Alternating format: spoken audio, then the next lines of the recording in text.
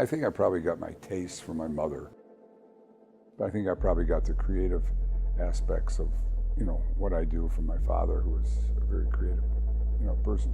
He was immersed. And I think, when you're kind of have that type of profession and you're always, tinkering and trying to create something, it's not at home. I learned by watching as opposed to him actually teaching me. When I first started in business, I knew people want to care where they live about, want to be proud of what they're doing. So you have to always take what the public wants, who your audience is, and how do you really satisfy that audience, and doing it in the best way possible.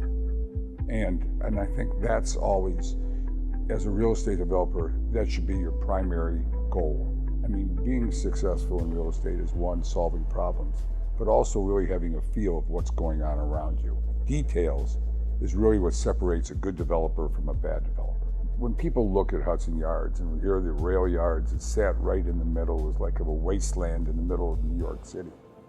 And how are you really going to develop something like that and have it be successful? I thought in order to make it work and get people interested, you had to do something unique, something outside the box.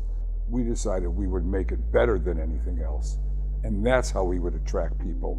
You want to deal with an architect that will really respect what you have to say.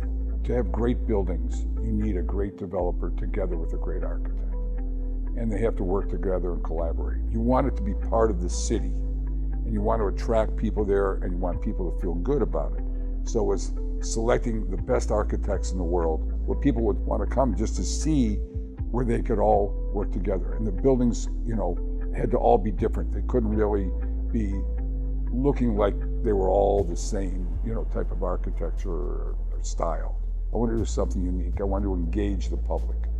And I thought about New York, where people come to New York during the Christmas season. They all come to Rockefeller Center. Either New Yorkers or people from out of town, they got to go see the Christmas tree at Rockefeller Center. So I said, I need a 365-day Christmas tree. Met with Thomas Heatherwick, and then he came back and he presented the idea of what the vessel is today.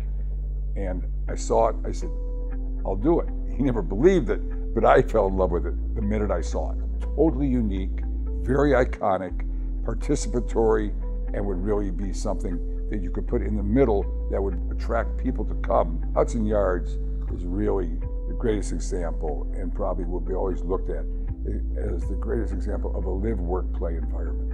We're really incorporating, it's a city within the city. There'll never quite be another Hudson Yards, but I think Hudson Yards will be the example that everybody points to. It brings people together when you're creating great places, and that's what you really want to be doing.